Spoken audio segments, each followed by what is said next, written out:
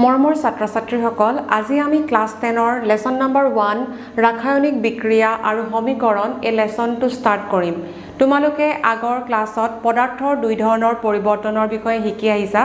এটা হৈছে ভৌতিক পৰিৱৰ্তন আৰু আনটো হৈছে কি ৰাসায়নিক পৰিৱৰ্তন। আজি আমাৰ এই ক্লাছটোত আমি মেইনলি পদাৰ্থৰ ৰাসায়নিক পৰিৱৰ্তনৰ বিষয়ে আলোচনা কৰিম। তোমালোকে উদাহৰণস্বৰূপে পাই আহিছা যে লুৰ গজাল এটা যদি আমি হেমেকা বায়ুৰ পৰিৱেশত ৰাখি থৈ দিওঁ তেন্তে লুৰ গজালত মামৰে ধৰা আমি সকলোৱে লক্ষ্য কৰিছোঁ, হয়নে? এইটো কি হয়? এটা ৰাসায়নিক পৰিৱৰ্তন।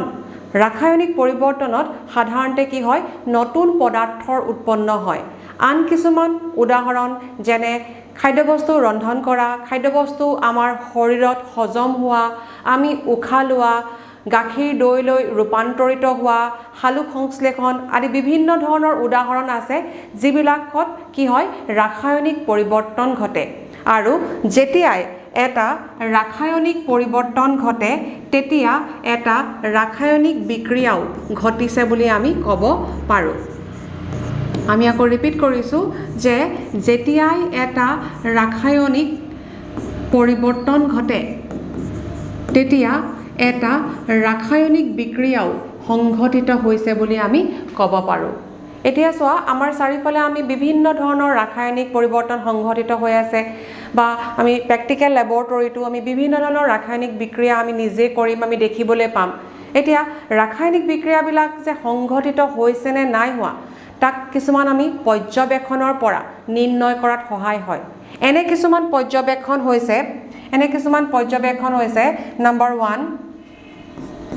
অৱস্থাৰ পৰিৱৰ্তন। যদি অৱস্থাৰ পৰিৱৰ্তন হয়। নম্বৰ 2 যদি ৰঙৰ পৰিৱৰ্তন হয়। নম্বৰ 3 যদি উষ্ণতাৰ পৰিৱৰ্তন হয়। এনেকুৱা কিছুমান যদি আমি পৰিৱৰ্তন দেখোঁ তেন্তে ৰাসায়নিক বিক্ৰিয়া এটা সংঘটিত হৈছে বুলি আমি ক'ব পাৰোঁ। আকৌ ধৰা যদি গেছৰ উৎপত্তি হয় তেতিয়াও আমি ক'ব পাৰোঁ যে ৰাসায়নিক বিক্ৰিয়া এটা সংঘটিত হৈছে বুলি। আকৌ যদি অৰ্ধক্ষেপৰ যদি সৃষ্টি হয় তেতিয়াও আমি এটা ৰাসায়নিক বিক্ৰিয়া বা ৰাসায়নিক পৰিৱৰ্তন এটা হৈছে বুলি আমি ক'ব পাৰোঁ। এতিয়া এই যে ৰাসায়নিক পৰিৱৰ্তনবোৰ বা ৰাসায়নিক বিক্ৰিয়াবোৰ আমি এতিয়া বাক্যৰ ৰূপত যদি ক'বলৈ যাওঁ তেন্তে যথেষ্ট দীঘলীয়া হৈ যায়। ধৰা উদাহৰণস্বৰূপে হাইড্ৰজেনে অক্সিজেনৰ লগত বিক্ৰিয়া কৰি পানী উৎপন্ন কৰে, কাৰ্বনে অক্সিজেনৰ লগত বিক্ৰিয়া কৰি কাৰ্বন ডাই অক্সাইড উৎপন্ন কৰে। এতিয়া এই ৰাসায়নিক বিক্ৰিয়াবিলাকত বাক্যৰ ৰূপত যদি আমি ক'বলৈ যাওঁ তেন্তে কি হয়? যথেষ্ট দীঘলীয়া হৈ যায়। সেয়েহে আমি ৰাসায়নিক বিক্ৰিয়াবিলাকক বা ৰাসায়নিক পৰিৱৰ্তনবিলাকক আমি সংক্ষিপ্ত ৰূপত প্ৰকাশ কৰিবলৈ আমি ৰাসায়নিক সমীকৰণ আমি কি কৰিব লাগিব? সংক্ষিপ্ত ৰূপত আমি লিখিবলৈ জানিব লাগিব। সংক্ষিপ্ত ৰূপত আমি কি কৰিম? ৰাসায়নিক সমীকৰণ ৰূপে আমি উপস্থাপন কৰিব লাগিব। এতিয়া আমি ৰাসায়নিক সমীকৰণটো কেনেকৈ লিখে তাক আমি চাম। উদাহৰণ এটা আমাক কিতাপত দিয়াই হৈছে যে মেগনেছিয়ামৰ ফিটাডাল যদি আমি জ্বলাই দিওঁ তাৰ পৰা এটা নতুন পদাৰ্থ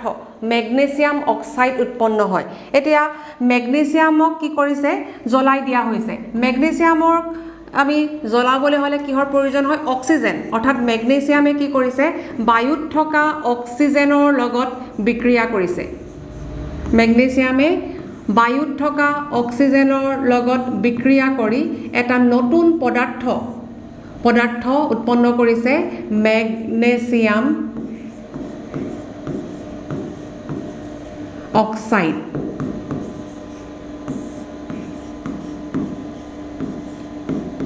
এতিয়া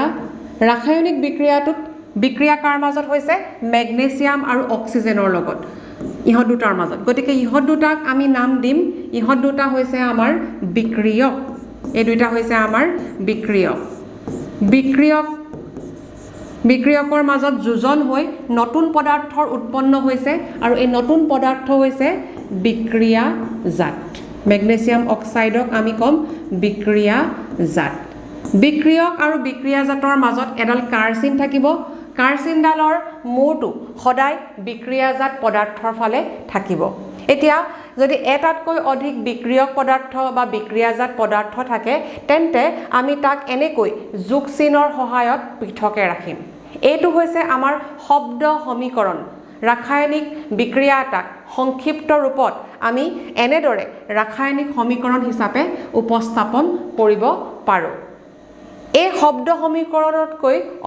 আৰু এটা অতি সহজ উপায় আছে য'ত আমি ইয়াত থকা মৌল বা যৌগবিলাকৰ চিহ্ন ব্যৱহাৰ কৰিব পাৰোঁ তোমালোকে ক্লাছ 9ত মেগনেছিয়ামৰ চিহ্ন পঢ়ি আহিছা মেগনেছিয়ামৰ চিহ্নটো হৈছে Mg মেগনেছিয়ামে কি কৰিছে অক্সিজেনৰ লগত বিক্ৰিয়া কৰিছে অক্সিজেন প্ৰকৃতিত O2 হিচাপে পোৱা যায় আৰু উৎপন্ন হৈছে এটা যৌগ এই যৌগটো হৈছে মেগনেছিয়াম অক্সাইড MgO এইটো হৈছে আমাৰ সাংকেতিক উপস্থাপন আৰু উদাহৰণ আমি ল'ব পাৰোঁ কয়লাৰ দহন কি হ'ব কয়লাৰ দহনত কি হয় কাৰ্বন আৰু অক্সিজেন কাৰ্বনে কি হ'ব অক্সিজেনৰ লগত বিক্ৰিয়া কৰিব কাৰ্বনে অক্সিজেনৰ লগত বিক্ৰিয়া কৰি এটা নতুন পদাৰ্থ উৎপন্ন কৰিব কাৰ্বন ডাই অক্সাইড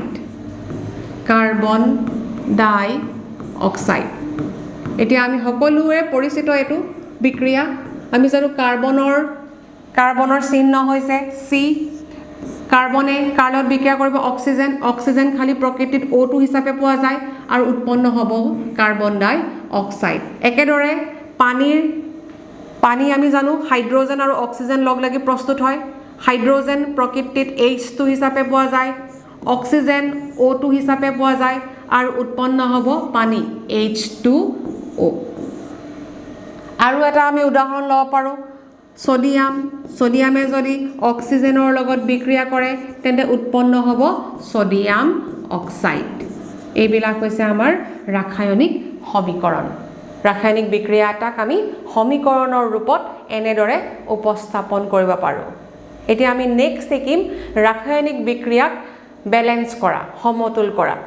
এতিয়া ইয়াত যে কেইটা মই ৰাসায়নিক সমীকৰণ লিখিছোঁ তোমালোকে মন কৰা প্ৰথম যেটো ৰাসায়নিক সমীকৰণ এইটো সাইডে কাৰ্বনৰ সংখ্যা 1 এফালেও কাৰ্বনৰ সংখ্যা 1 ইয়াত অক্সিজেনৰ নাম্বাৰ 2 দুটা অক্সিজেন আছে ইয়াতো অক্সিজেন দুটা আছে গতিকে প্ৰথম যেটো সমীকৰণ মই তোমালোকক লিখি দেখুৱাইছো এই সমীকৰণটো বেলেন্স হৈ আছে ইয়াক আমি বেলেন্স কৰিবৰ প্ৰয়োজন নাই নেক্সট সেকেন্ডত মন কৰা ইয়াত হাইড্ৰজেন দুটা আছে ইয়াতো হাইড্ৰজেন দুটা আছে কিন্তু ইয়াত অক্সিজেন দুটা আছে কিন্তু বিক্ৰিয়াজাতৰ ফালে অক্সিজেন মাত্ৰ এটাহে আছে এইটো আমাৰ সমতুল হৈ থকা নাই এইটো হৈছে জকা সমীকৰণ ইয়াক আমি বেলেন্স কৰিব লাগিব কিয়নো আমি ক্লাছ 9ত এটা বিধি শিকি আহিছো ভৰৰ নিত্যতা বিধি যাৰ মতে ৰাসায়নিক বিক্ৰিয়া এটাত কি হয় ভৰৰ কেতিয়াও সৃষ্টি বা বিনাশ হ'ব নোৱাৰে অৰ্থাৎ ৰাসায়নিক বিক্ৰিয়া এটাত কি হয় বিক্ৰিয়াজাত পদাৰ্থৰ থকা পৰমাণুবিলাকৰ মুঠ ভৰ বিক্ৰিয়কৰ পৰমাণুবিলাকৰ মুঠ ভৰ সদায় কি হ'ব লাগিব একেই থাকিব লাগিব গতিকে আমি এতিয়া বেলেন্স কৰিব লাগিব সো ইকুৱেশ্যন 2 আৰু ইকুৱেশ্যন 3 এই দুইটাই কি হোৱা নাই বেলেন্স হৈ থকা নাই আমি হতক বেলেন্স কৰিবলৈ শিকিব লাগিব তো বেলেন্স কৰিবলৈ একেবাৰে সহজ হয় তোমালোকে প্ৰথমতেই চাব লাগিব যে ৰাসায়নিক সমীকৰণটোত সৰ্বাধিক কোনটো মোলৰ পৰমাণু আছে ইয়াত চোৱা এফালে হাইড্ৰজেন দুটা এফালেও হাইড্ৰজেন দুটা এফালে অক্সিজেন দুটা এফালে অক্সিজেন এটা গতিকে আমি কি কৰিম চোৱা যেহেতু বিক্ৰিয়কৰ সাইডে অক্সিজেন দুটা আছে আৰু বিক্ৰিয়াজাতৰ সাইডে এটা আছে গতিকে দুই এটা বহাই দিম ইয়াত সন্মুখত এই দুইটো বহাই দিয়াৰ লগে লগে অক্সিজেন বেলেন্স হৈ গ'ল দুটা অক্সিজেন হৈ গ'ল কিন্তু লগত হাইড্ৰজেন কেটা হৈ গ'ল 2 2 গুণ 4টা গতিকে হাইড্ৰজেনক বেলেন্স কৰিবলৈ হলে আমি বিক্ৰিয়কৰ সাইডে ইয়াত 2 এটা বহুৱাই দিব লাগিব 2 2 গুণ 4টা হাইড্ৰজেন এফালেও 4টা হাইড্ৰজেন এফালে দুটা অক্সিজেন এফালে দুটা অক্সিজেন বেলেন্স হৈ গ'ল তোমালোকে সংকেতটোক কোনো ধৰণৰ হাল হলনি কৰিব নোৱাৰা যেনে ধৰা পানীৰ সংকেত H2O গতিকে তোমালোকে এই 2 টো এই তলত বহাব নোৱাৰা সংকেতটোক আমি ডিস্টাৰ্ব কৰিব নোৱাৰো আমি বেলেন্স কৰিবলৈ হলে আমি সংকেতটোৰ সন্মুখত বা চিহ্নটোৰ সন্মুখত আমি 1 2 3 এনেকে নাম্বাৰ দি পিনি বেলেন্স কৰিব লাগিব নেক্সট ওয়া সোডিয়ামৰ চিহ্ন হৈছে Na সোডিয়ামে কি কৰিছে অক্সিজেনৰ লগত বিক্ৰিয়া কৰিছে O2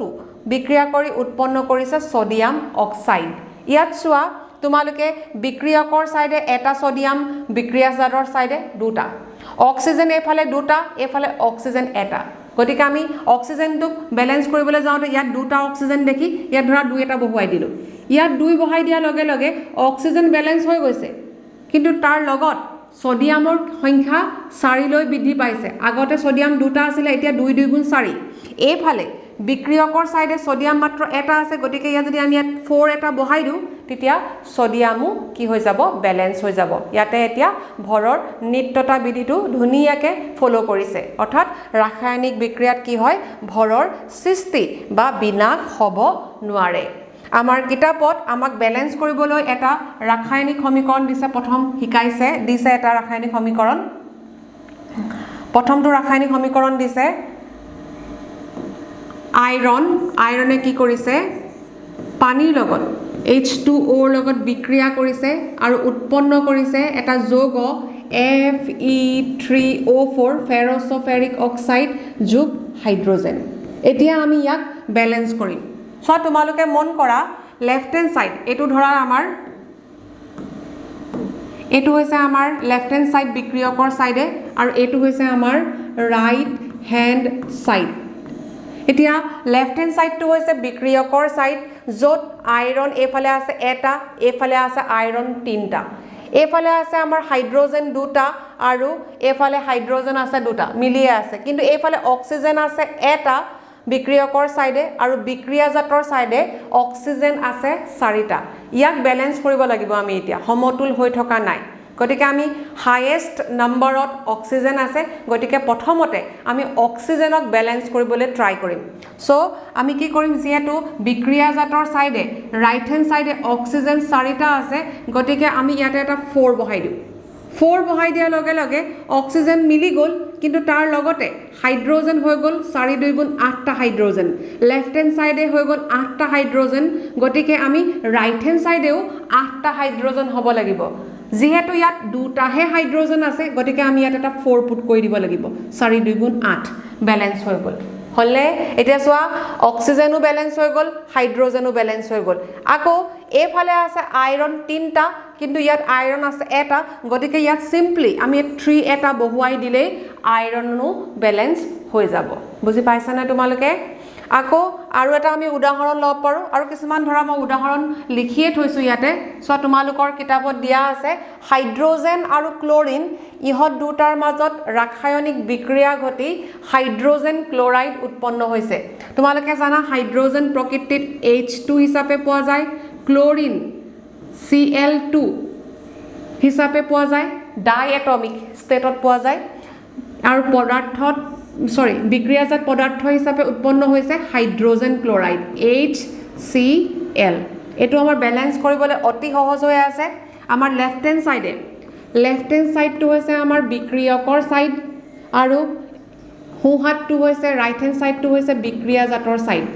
এফালে আছে হাইড্ৰোজেন দুটা এফালে হাইড্ৰোজেন এটা এফালে ক্লোৰিন দুটা এফালে ক্লোৰিন এটা তো সিম্পলি আমি যদি 2 এটা পুট কৰি দিও ইয়াত যদি 2 এটা বহুৱাই দিও হাইড্ৰোজেনও ব্যালেন্স হৈ গল আৰু ক্লোৰিনও ব্যালেন্স হৈ গল এটো একেবাৰে সহজ দেই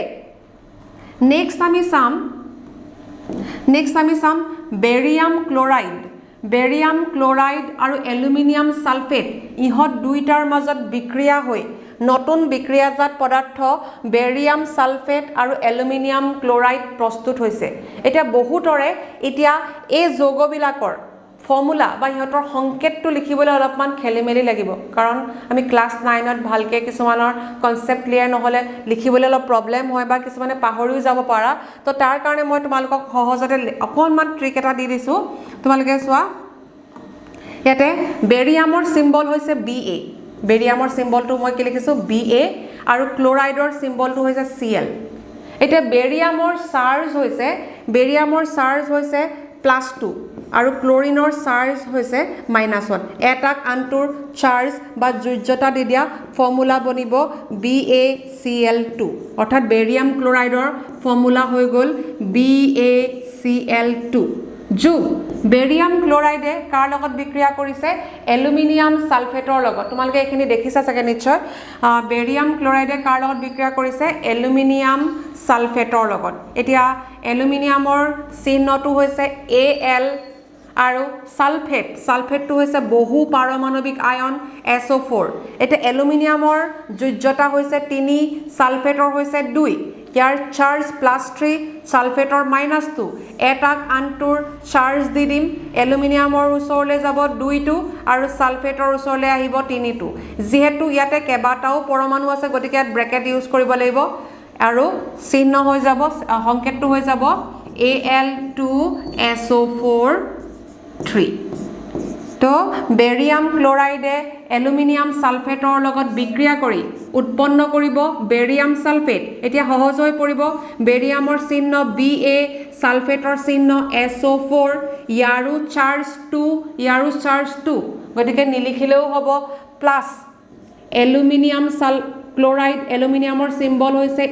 Al ক্লোৰিনৰ সিম্বল হৈছে Cl এতিয়া তোমালোকে জানা এবাৰ কৈ থৈছো যে এলুমিনিয়ামৰ যোজ্যতা কিমান এলুমিনিয়ামৰ যোজ্যতা হৈছে 3 আৰু ক্লোৰাইডৰ যোজ্যতা হৈছে 1 গতিকে এটাক আনটোৰ যোজ্যতা দি দিম AlCl3 গতিকে এলুমিনিয়াম ক্লোৰাইডৰ সংকেত হ'ব AlCl3 এতিয়া ইয়াক আমি ব্যালেন্স কৰিব লাগে ব্যালেন্স কৰিবলৈ একেবাৰে সহজ আমি চোৱা ভয় খাব নালাগে তোমালোকে মন কৰা যে ইয়াতে অধিক সংখ্যক কোনটো পৰমাণু আছে বা কোনটো ইউনিট আছে তোমালোকে ইয়াত চোৱাচোন সালফেট আমি একেলগে চাওঁচোন সালফেট এফালে 3টা আছে বহু পাৰমাণৱিক আয়ন সালফেট এফালে 3টা আছে আৰু এইফালে সালফেট এটা আছে এজ এ হোল চাইছো দে সহজ উপায়েৰে তো সেই কাৰণে হে আমি কি কৰিম ইয়াতে আমি এটা 3 বহুৱাই দিওঁ 3টো বহাই দিয়াৰ লগে লগে সালফেট 3টা হৈ গল লগত বেৰিয়ামো 3টা হ'ল এফালে বেৰিয়াম আছে এটা গতিকে আমি ইয়াত 3 এটা বহুৱাই দিলো ইয়াত 3টো বহুৱাই দিয়াৰ লগে লগে 3টো বহুৱাই দিয়াৰ লগে লগে বেৰিয়াম ব্যালেন্স হ'ল কিন্তু ক্লোৰিন হৈ গল 3 2 গুণ 6টা ক্লোৰিন এফালে ক্লোৰিন আছে 3টা গতিকে ইয়াত 2 এটা বহাই দিলো 2টো পুট কৰি দিয়াৰ লগে লগে এলুমিনিয়াম হৈ গল 2টা আৰু এফালেও হৈ গল এলুমিনিয়াম 2টা অটোমেটিক কি হৈ আছে ব্যালেন্স হৈ আছে দেই নেক্সট আৰু এটা উদাহৰণ এবোৰ কিতাপত দিয়াই আছে উদাহৰণবিলাক সোডিয়ামৰ চিহ্ন কি Na সোডিয়ামে কাৰ লগত বিক্ৰিয়া কৰিছে পানীৰ লগত পানীৰ সংকেত হৈছে H2O দুইটা বিক্ৰিয়ক পদাৰ্থৰ মাজত বিক্ৰিয়া হৈ উৎপন্ন কৰিছে সোডিয়াম হাইড্ৰক্সাইড সোডিয়ামৰ চিহ্ন Na হাইড্ৰক্সাইডৰ সিম্বল হৈছে OH সোডিয়াম হাইড্ৰক্সাইড সোডিয়ামৰ আধান +1 হাইড্ৰক্সাইডৰ -1 এটাক আনটোৰ আধান দি যেহেতু 1 1 আছে একো নিলিখিলেও হ'ব ফৰ্মুলাটো কি বনিব NaOH প্লাস উৎপন্ন হৈছে কি হাইড্ৰোজেন প্ৰকৃতিত কি হিচাপে পোৱা যায় H2 হিচাপে পোৱা যায় এতিয়া আমি ইয়াক ব্যালেন্স কৰিবলৈ চোৱা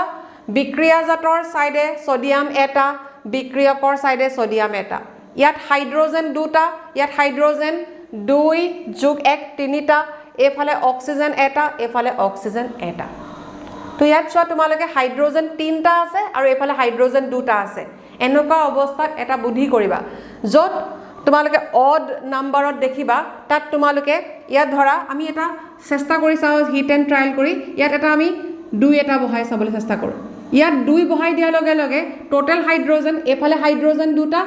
A2 হাইড্ৰোজেন 2টা টোটাল মিলি হৈ গল হাইড্ৰোজেন 4টা বিক্ৰিয়াজাতৰ সাইডে হাইড্ৰোজেন 4টা তো 4টা হাইড্ৰোজেন এফালে আছিল 2টা গতিকে ইয়াত 2 এটা বহাই দিলো হাইড্ৰোজেন ব্যালেন্স হৈ গল ইয়াত 2টো বহুৱাই দিয়াৰ লগে লগে অক্সিজেনৰ সংখ্যা কিমান হৈ গল 2টা অক্সিজেন ইয়াতো চোৱা অক্সিজেন কেটা আছে 2টা মিলি গল হয়নে সোডিয়াম ইয়াত কেটা আছে 2টা গতিকে ইয়াত 2 এটা বহাই দিলো ব্যালেন্স হৈ গল 2Na 4 হাইড্ৰোজেন 2 + 2 দুটা অক্সিজেন ব্যালেন্স হৈ গল এতিয়া আমি লাষ্টৰ এক্সাম্পলটো চাও হাইড্ৰোজেন প্ৰকৃতিত H2 হিচাপে পোৱা যায় হাইড্ৰোজেনে কাৰ লগত বিক্ৰিয়া কৰিছে নাইট্ৰোজেনৰ লগত N2 ৰ লগত বিক্ৰিয়া কৰিছে আৰু উৎপন্ন কৰিছে এমোনিয়াৰ সংকেত হৈছে NH3 এতিয়া ইয়াক আমি ব্যালেন্স কৰিব লাগে বিক্ৰিয়কৰ সাইডে হাইড্ৰোজেন দুটা বিক্ৰিয়াজাতৰ সাইডে হাইড্ৰোজেন কেটা আছে তিনটা এফালে দুটা এফালে তিনটা এফালে নাইট্ৰোজেন দুটা এফালে নাইট্ৰোজেন আছে এটা মই কি শিকাইছিলো যে আমি হাইয়েস্ট নাম্বাৰত থকা পৰমাণুটো চাব লাগিব আমি হাইয়েস্ট নাম্বাৰত হাইড্ৰোজেন আছে গতিকে আমি হাইড্ৰোজেনক ব্যালেন্স কৰিবলৈ চাম প্ৰথমতে ইয়াত দুটা হাইড্ৰোজেন ইয়াত তিনটা হাইড্ৰোজেন মিলা নাই গতিকে আমি লখাগু উলিয়াম 2 আৰু 3 লখাগু কিমান 6 গতিকে 6 বনাবলৈ চেষ্টা কৰিম 6 বনাবলৈ চেষ্টা কৰোতে আমি কি কৰিব লাগিব ইয়াত 2 দি দিলো 2 3 গুণ 6 হয়নে ইয়াত 2 দিলে ইয়াত কিমান দিব লাগিব 3 দিব লাগিব